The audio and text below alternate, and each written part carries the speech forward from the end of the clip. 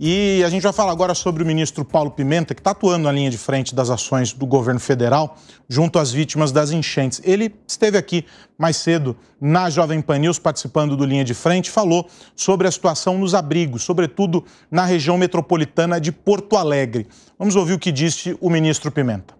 Nós temos cerca de 70 mil pessoas em abrigo. Grande maioria desses abrigos na região metropolitana de Porto Alegre.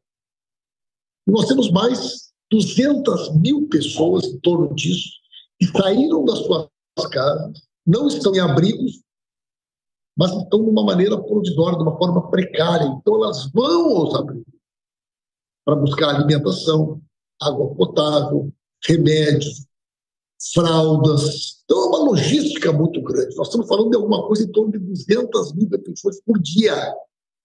Segré, é uma mobilização enorme de fato. É uma logística difícil de conseguir segurar para atender a todas as pessoas. E aí onde devem ser deixadas as questões ideológicas, de brigas, para todo mundo trabalhar. O que interessa são as pessoas que estão passando necessidades e não é importante nesse momento se quem leva uma marmita é o governo ou é um privado. O importante é que essa pessoa coma. É isso.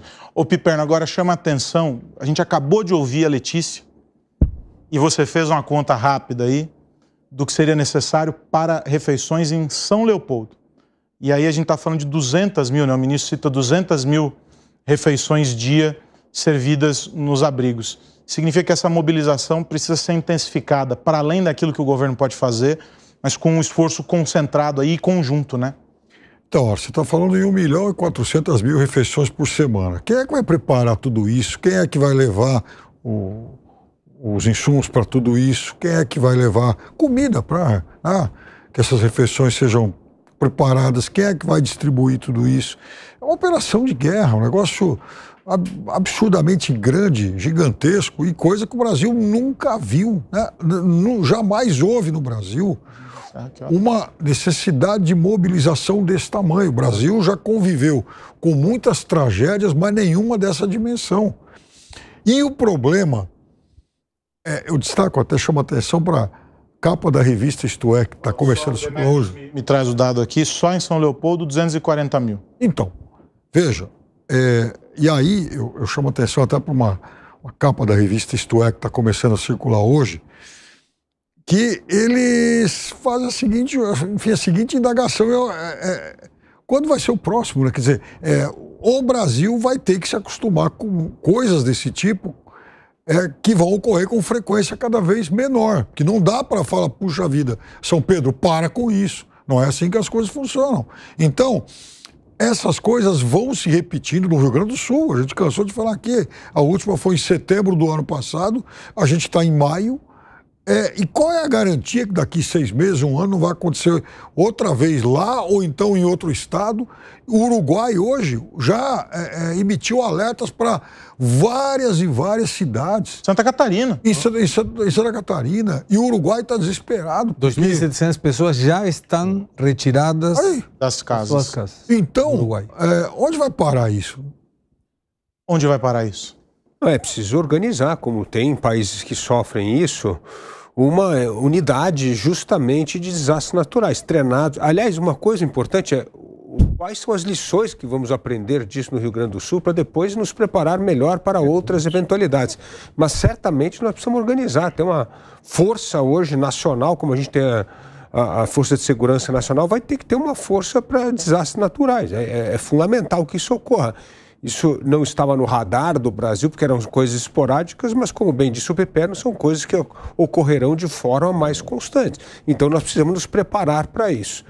Agora, é preciso aprender as lições, né? O que nós estamos aprendendo com essa mobilização? Quando baixar aqui a água, o que nós vamos aprender? O que nós vamos tirar de lições dessa mobilização cívica nacional?